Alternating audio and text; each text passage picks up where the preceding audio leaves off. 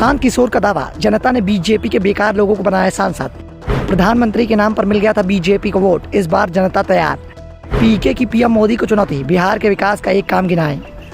प्रशांत किशोर बिहार में अब तक की सबसे बड़ी पदयात्रा निकाल रहे हैं। 219 दिन पूरे हो चुके हैं, अभी बिहार का एक हिस्सा भी पूरी तरह से कवर नहीं हो पाया। प्रशांत किशोर रोज 2-3 सभाएं करते हैं, बिहार के मुद्दे उठाते हैं, सवाल करते हैं कि आप बार बार सरकार चुनते हैं, सरकार आपको क्या देती है? चुनाव में जो वादे होते हैं क्या वो वादे पूरे होते हैं? चुनाव में अपने मुद्दों पर वोट देते हैं या फिर जाति धर्म के नाम पर वोट देते हैं?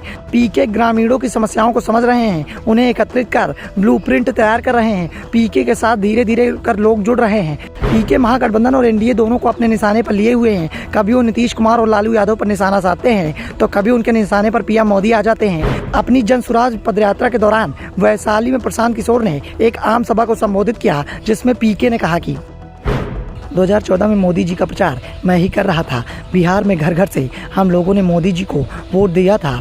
आज जो भी इस सभा में मोदी जी के समर्थक मौजूद हैं, उनको बता दे रहे हैं कि मोदी जी 9 साल से प्रधानमंत्री हैं। उनके प्रधानमंत्री बनने से बिहार का फायदा हुआ है या नहीं, ये छोड़ दीजिए। मोदी के आने से बिहार में फैक्ट्री और रोजगार आए हैं या नहीं, इस बात को भी छोड़ दीजिए। आपको खुली चुनौती दे रहे हैं कि मोदी जी 9 साल से प्रधानमंत्री हैं। 9 सालों में मोदी जी ने बिहार के विकास के लिए एक भी बैठक अगर कहीं की हो तो आप मुझे बताइए और इसका प्रमाण दीजिए, मुझे दिखा दीजिए, तो मैं कल से ही मोदी जी का झंडा ढोने के लिए तैयार हूँ।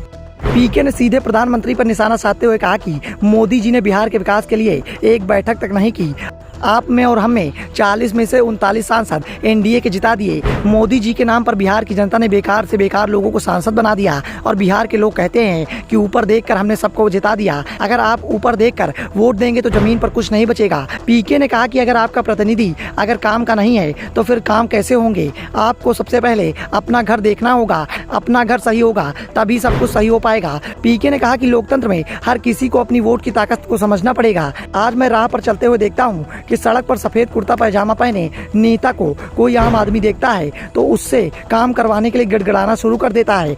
बिहार के लोग भूल गए हैं कि महात्मा गांधी और बाबा साहब जैसे लोगों ने राजा बनाने का अधिकार दिया है। वोट करते समय नेता को सही से पहचानते नहीं हैं। इसी वजह से आपको भिखारियों की तरह 5 साल तक नेताओं के पीछे हाथ फैलाने पड़ते हैं। आपने नेता को वोट दे दिया, इसके बाद नेता और नेता के लड़के हेलीकॉप्टर से घूमते हैं और आपके बच्चों के पैरों में चप्पल तक नहीं होता है। पीके ने जनता को उसके वोट की ताकत के बारे में समझाया। वैसे पीके भले ही लोकसभा चुनाव को लेकर बात कर रहे हों, लेकिन हकीकत में वो इस समय तैयारी विधानसभा चुनाव की कर रहे हैं। बिहार में विधानसभा चुनाव 2025 के आखिर में होने हैं और पीके ने अभी से ही उसकी तैयारियां शुरू कर दी हैं और उन्हें भी इस बात का एहसास है कि एनडीए और गठबंधन के बीच ही उन्हें अपने लिए जगह बनानी है। इसीलिए वो दोनों ही दलों पर निशाना साध रहे हैं। फिलहाल ये भी तय माना जा रहा है कि प्रशांत किशोर जिस पैदल यात्रा पर चल रहे हैं वो अभी 2025 तक जारी रहेगी। लोकसभा चुनाव के समय उस पर 4 महीने का ब्रेक लग सकता है। Bureau report, the such India.